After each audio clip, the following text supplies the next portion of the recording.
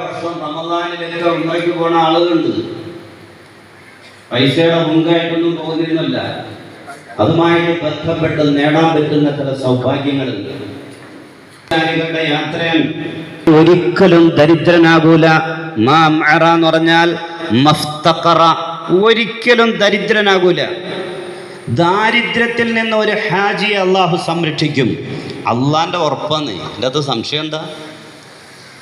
ഒരു ഹജ്ജ് ചെയ്ത ഒരു ഹാജിക്ക് പിന്നെ മാകൂലാന്ന് പടച്ച റബ്ബിന്റെ ഉറപ്പാണത്.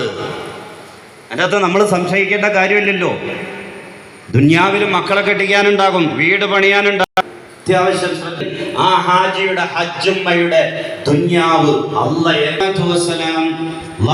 ചോദിച്ചു, റബ്ബേ, നിന്റെ പരിശുദ്ധമായ ബൈത്തുള്ളയുടെ അടുക്കലേക്ക് വരുന്നവർക്ക് നീ ഒരുക്കി വെച്ച എല്ലാം കഴുകി ശുദ്ധമാക്കി